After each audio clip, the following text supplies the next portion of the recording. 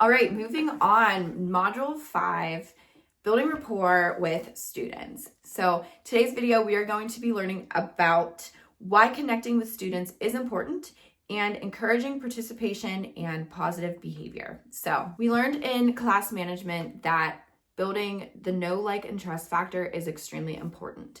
And I'll go over it again in case you need it, but students do not learn from you or teachers if they do not know, like, or trust you. And it sounds silly, but I want you to think of me, okay? So I'm a random person on the internet that you happen to come across because you wanted to find something about substitute teaching. So you see me and you're like, okay, I'll just click on her videos and see what I learn. Well, you got to know me a little bit because you saw me and you saw my videos.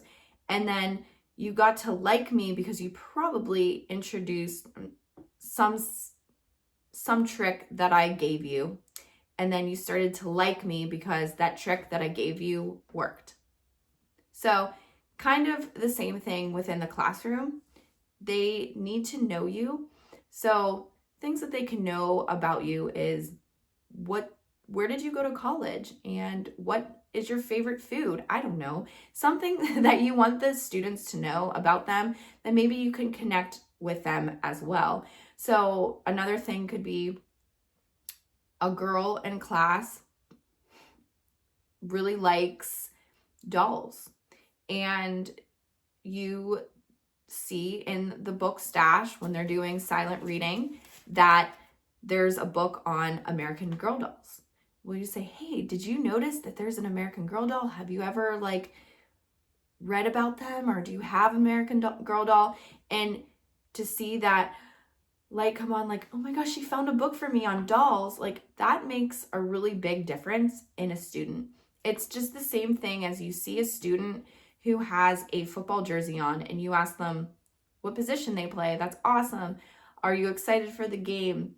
Who's your coach? Do you like your coach? Talking to them about that. Talking to them maybe about an NFL team and whatever on football, something that engages their interest like that is a good way to get to know them, and they get to know you as well.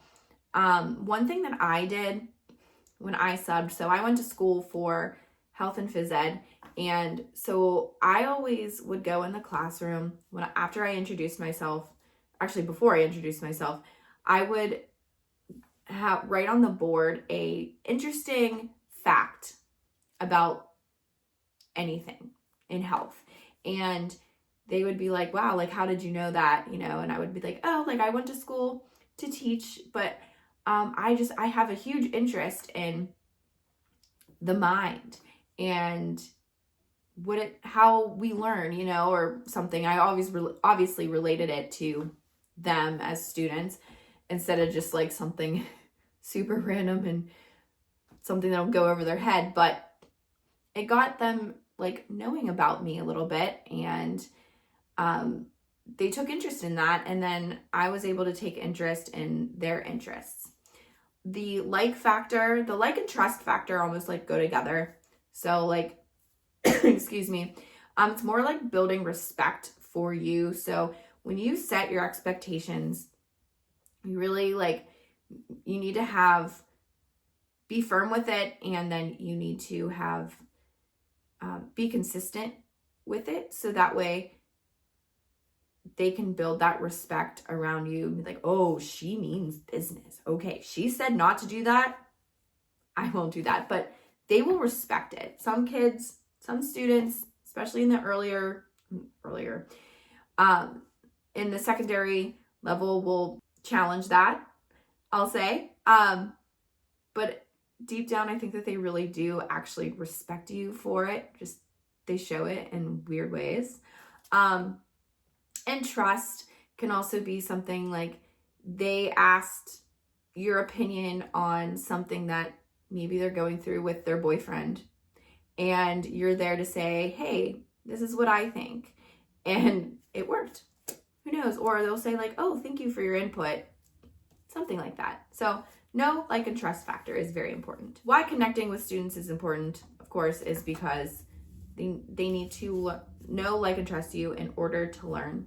It's also just very important to know who's in the school. Like, they're going to go home and they will have dinner with their parents and say, oh yeah, I had Mrs. Watts as a sub. She was a really good sub. She really helped me with my division that I needed help with today, and she just was a very nice person.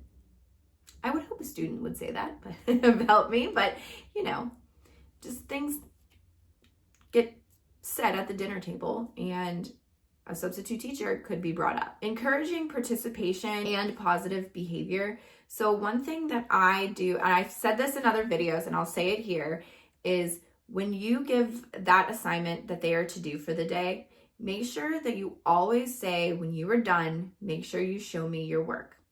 Because this puts them on a positive note versus a negative note. And the teacher doesn't want to see negatives ever. They expect it because you're substitute teacher, but no, we're going to do positive stuff. And honestly, that's one of the easiest ways to get the students to do their work. Even the hard students, they want to be on that as well. Along with that, walk around the room, make sure that they're doing what they're supposed to be doing, especially because with technology these days, they go on Roblox, they go on websites they're not supposed to be on. So just redirect them, get them back to where they are supposed to be. Incentives is extremely important as well. Elementary students love getting, like having a treasure box, and they can pick from you like erasers, little mini notebooks, whatever your budget can be. Don't go overboard.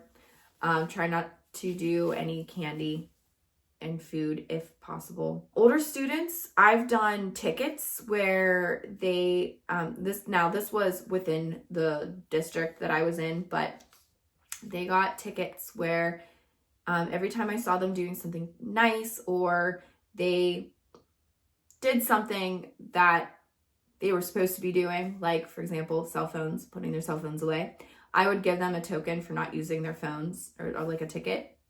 And then they would put their name on it and give it to the office. And then at the end of the week, they got to have, the principal would do like a raffle, and they would win a big prize if their name was called, something like that. It was a good way to get the students to participate and do what they were supposed to be doing. So just to recap, building rapport with students is so important. It helps them learn within the school day, and it also just helps you get to know the students. Building relationships is like, why wouldn't we want to build the relationships? We're there for the students. So one thing that I want you to know, and it's extremely important, is we get into education because we care about the students and we want to make a difference. The cliche thing to say that we say is, I just want to make a difference in a child's life. And trust me, you are making a huge difference in their life. But I want you to know that you are not going to be able to touch every single child. I've tried that, and it's hard, especially if the student is having behaviors and you're like, what the heck? And you try to connect with them and you try to make that difference. Just know and understand that you're just not going to reach that student. And it's not you at all. It's not your fault. It could just be that they might be reached from a different teacher, and that's okay.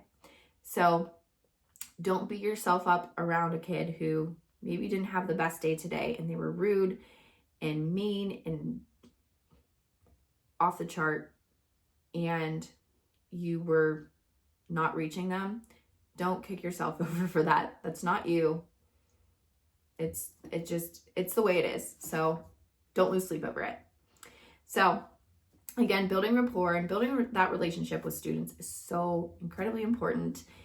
And we obviously know why it's important, so that they can really learn in the classroom and that the classroom is a positive place for them. Okay, I will see you in Module 6, which is effective communication with students and staff. I'll see you there.